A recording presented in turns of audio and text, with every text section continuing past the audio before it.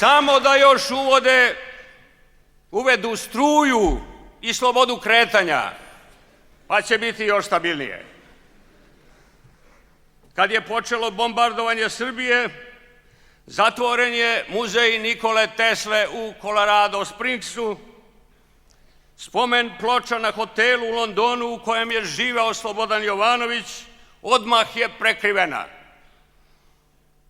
Ovih dana je Fond Slobodan Jovanović predložio Svetom sinodu i Sveti sinod prihvatio da se formira spomen groblje žrtava NATO bombardovanja i da taj zadatak na sebe preuzme Srpska pravoslavna crkva. To čine svi narodi posle svih ratova, pa ni Srbi ne bi smeli postati izuzetak. Samo tako će neki budući Willy Brandt imati gde da klekne.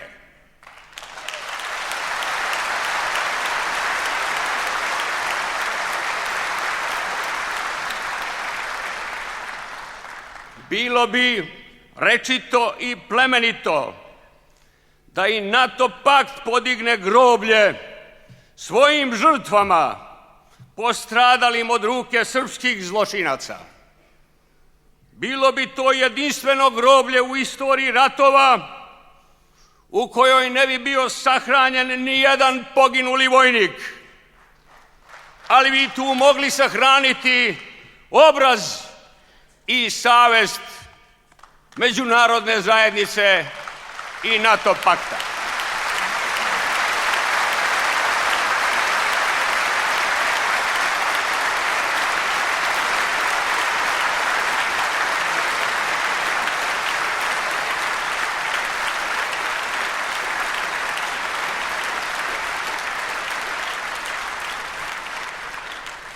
Veliko nam je zadovoljstvo da vam pročitamo pozdravno pismo prijatelja Srbije, uglednog američkog novinara, bivšeg dopisnika New York Timesa za Balkan i Istočnu Evropu, Davida Bindera. Većina Srba ne zaboravlja Vidovdan 1389. Pročitao sam istina da su neki Srbi već zaboravili šta se dogodilo 24. marta 1999. Većina Amerikanaca ne zaboravlja Dan nezavisnosti 1776. Malo ih je ipak koji se sećaju 24. marta 1999. Amerikanci nisu ni mogli da zaborave 24. mart 1999. jer nisu ni primetili šta se toga dana dogodilo zaslugom američkih oružanih snaga na dalekom jugoistoku Evrope. Promaklo im je da je započelo bombardovanje Srbije koje je trajalo do 10. juna te godine. Više od 3.500 Srba je ubijeno, a preko 10.000 ranjeno tokom bombardovanja.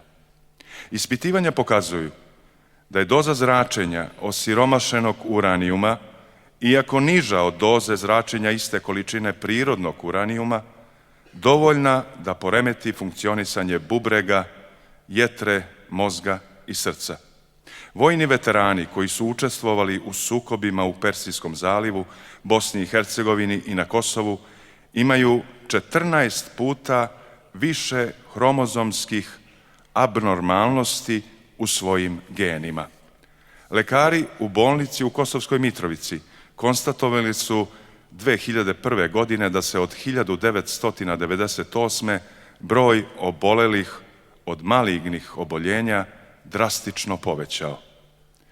Pre 2 nedelje, 10. marta, Koalicija za zabranu kasetne municije i Norveška narodna pomoć objavili su da je u Srbiji ostalo više od 2500 neeksplodiranih kasetnih bombi sa osiromašenim uranijumom.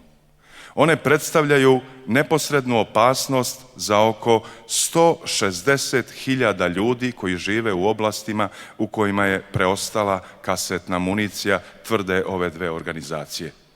Ukoliko se uklanjanje kasetnih bombi nastavi sadašnjim tempom, ono neće biti okončano ni za 20 godina, kaže Miroslav Pisarević, predstavnik norveške organizacije. Možda je narodno pamćenje kao uranijum, njegova moć je dugotrajna, kao i kada se koristi u municiji. Verujem da će 24. mart 1999. dugo opstati u sećanju Srba. Mogu, međutim, samo da se nadam da će 24. mart 1999. biti pohranjen u sećanju Amerikanaca i tamo opstati.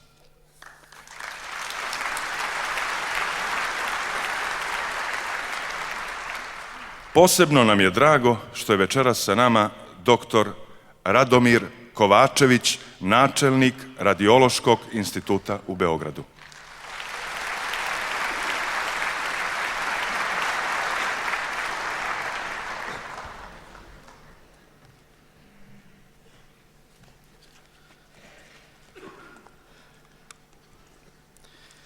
Dame i gospodo, časni oci, ekscelencije.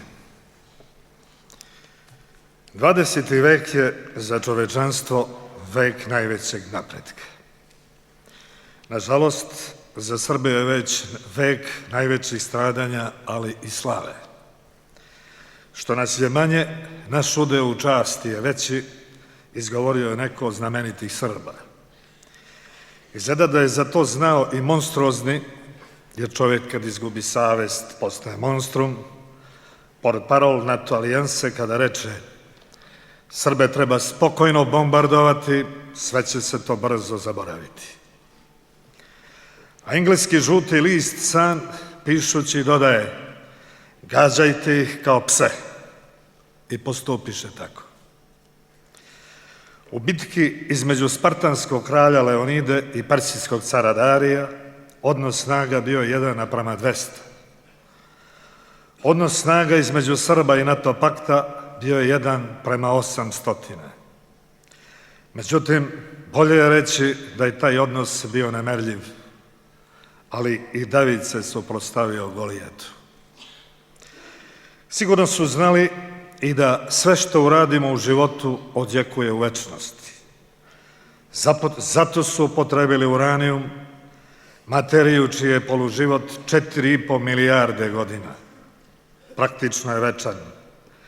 I da nešto ne propuste, izuzev biološkog oružja, primenili su i sve ostalo čime raspolaže savremena civilizacija. Dakle, hemijsko, konvencionalno i nuklearno. A upravo su hteli da njina municija deluje najmanje trojako, kombinovano, kumulativno i sinergijski. Baš kao što je njihovo trojstvo beščašća, pohlepa, profit, prestiž. Ni raspeća ne bi bilo da nema trojstva. Juda, Pilat, Kajafa.